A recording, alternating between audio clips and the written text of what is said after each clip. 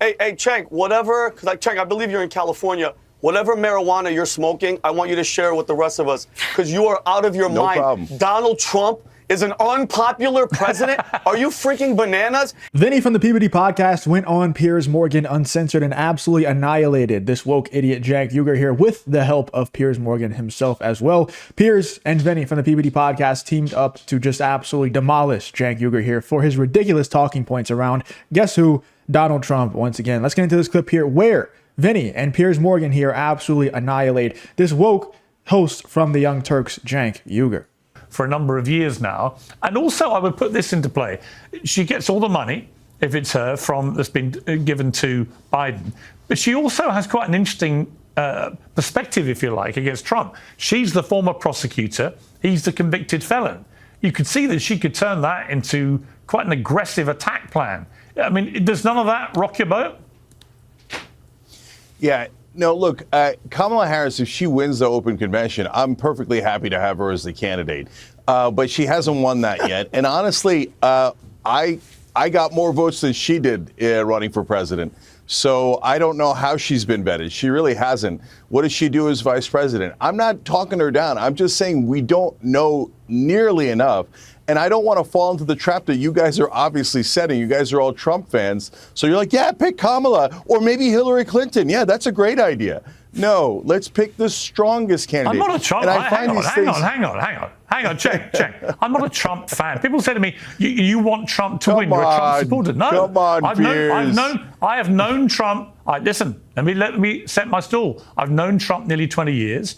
I get on very well with him personally, albeit we have a few rocky patches. But the bottom line is, I don't have a vote in this race. I'm a British citizen, not an American citizen. I've never told anyone to vote for Trump, and I'm as critical of him as anyone. I've been incredibly critical of Trump, as well as not being afraid to praise him when I think he's right. And for example, if you can't look at the way he responded to being shot and praise him, there's something wrong with you. Yeah, and I praise them for that, of course, because I have eyes and ears. And you know I'm reasonable and I'm honest about all these things. But are you guys being real? I mean, this whole idea of, Donald Trump can't be beat, he climbed like 9 points after the assassination attempt and barely got to 40. He's one of the most unpopular politicians of all time. This lunatic conspiracy theory that the Democrats would want him assassinated. Are you crazy? We want him as our opponent. He's like the weakest candidate possible. Well, it's no coincidence. Cenk, it is no coincidence Cenk, come on, that on the day that Biden finally threw his white flag up was the day that there was a poll saying that Trump was now 7 points ahead in Michigan. That's a depth changer. No, Piers, you know. Wait a minute. No, Piers, you know that I've been saying for a year, and I've been saying it on this program, that Joe Biden was definitely going to lose. He had a 0 chance because he was so deeply unpopular and his favorabilities were so low. And I was trying to snap the Democratic voters and politicians out of it. And you're welcome. I did. Having said that, that's not because Donald Trump was so popular. I'm saying almost anybody could beat Donald Trump. He's one of the 3 most unpopular people who have ever run for president. The problem is the Democrats put the other 2 against him, Hillary Clinton and Joe Biden. It's comical how horribly this aged. You know, it's absolutely comical how horribly this aged. Not only did Donald Trump end up winning the election, he ended up winning the popular vote.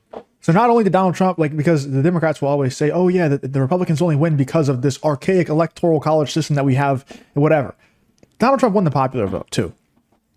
Not only did this age poorly in terms of Donald Trump just winning the election, he won the popular vote. I mean, how much more of a sign and a signal do you need to see that this is a horrible take and that Donald Trump was actually massively popular? Not just Donald Trump, but the ideology of, F this woke stuff. We're tired of this woke stuff. Let's go with somebody who has some common sense in their brain and who's going to take down this woke nonsense that Cenk Uygur and others have been pushing. This is wild how horribly this aged.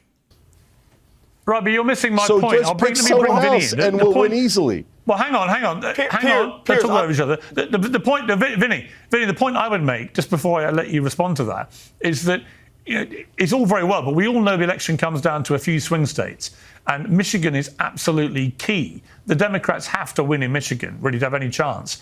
And to have a 7-point gap announced on Sunday morning, that is why I think Biden was basically told by the grandees of the party, you've got to stand aside. that. I mean, he was going to get flatlined. But Piers, of course. Hold on. I mean, that's Piers, not the only stat. First of all, whatever.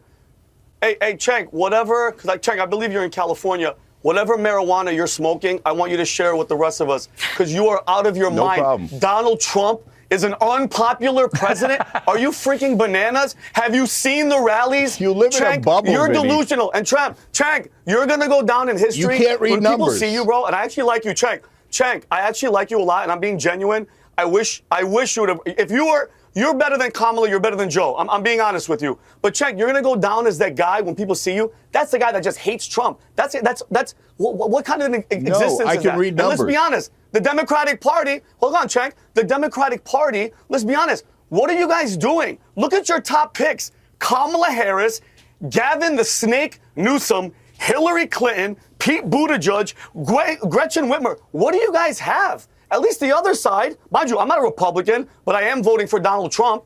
Has at least Vivek Ramaswamy. They have people that are energetic, that love this country. The other side is ridiculous, man. Like, what are we talking about? Like, it's unbelievable. Guys. By the way, I was in New York, Piers. I was in New York with Patrick Bet-David. We were there on a little vacation. And you think New York, you know, a lot of Democrats. You should see the amount of Donald Trump hats that I saw. And even after the assassination attempt, after the freaking coup attempt, Vinny, I'm in New York, Yeah. and I've seen it. And not only seen it, I've been amazed, anecdotally, how many people are telling me they're going to vote Trump. Way more than I can ever remember in New York. So, Cenk, I'm not sure you're right about this. I felt in 2016 that many people were missing the Trump train. You know what's crazy about all this too is it's not that Donald Trump won over all these people. I think he did win over people, obviously. But it's funny how like the past couple of elections, it's never really about voting for someone that people really believe in. A lot of people switched over and voted for Donald Trump, not because I think that a lot of them really believed in Donald Trump and like they love him, they're hardcore fans of Trump now. I think a lot of them are just tired of the nonsense that is the other side. They elected in the previous election, an empty vessel of a human being. And they realized like, oh shit, hold on. We're going way too far here with this.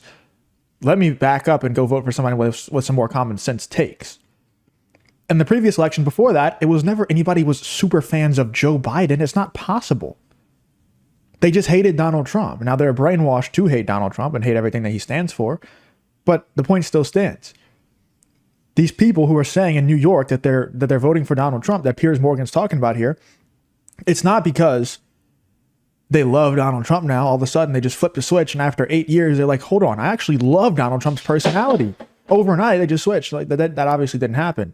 It's because they realized how ridiculous the other side is being, how ridiculous people like Cenk Uygur are being, and they realized they have to shut that down.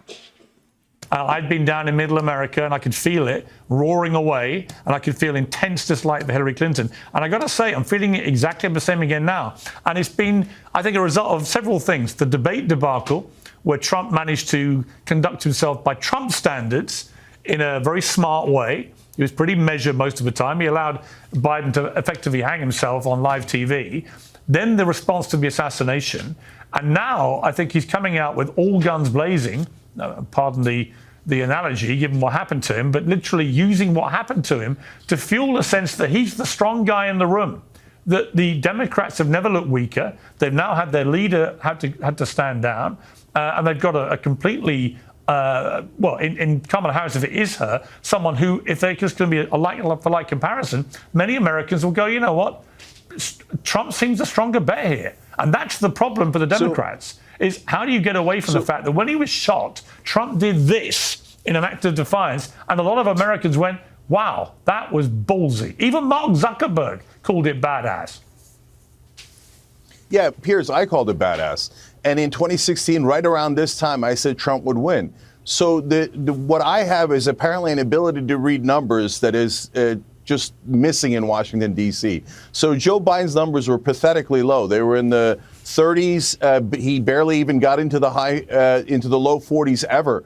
But Donald Trump's numbers are terrible as well. They're usually hovering around the high 30s, low 40s. These are terrible numbers. You guys can use all the anecdotes you like. And Vinny, Brother, I got respect for you too, even though you say crazy conspiracy theories. I get it. We're both populists. We want the right thing for the American people. But you're in a bubble, brother. Just because you love Trump and everyone you know loves Trump doesn't mean that the country does. 55% of the country hates Trump. We just have to put a non-establishment candidate up and we'd win easily. But of course, again, Democrats panic and go, whoever's the leader, I'm going to support. Okay, just hold on. If we pick someone who wins... I don't fully disagree with what Cenk's saying here either. Not that I agree with the fact that they should win, but I think that the Democrats would win if they did just put a non-establishment or anti-establishment populist candidate, somebody who just says things that are popular with the people. I think they would win. And I think the fact that the Democrats have won the popular vote over and over and over again kind of proves that point. Once again, don't think they should win, but I think they would win. Let me know in the comments what you guys think about Vinny and Piers Morgan here absolutely annihilating this woke idiot Cenk Uygur here live on Piers Morgan Uncensored.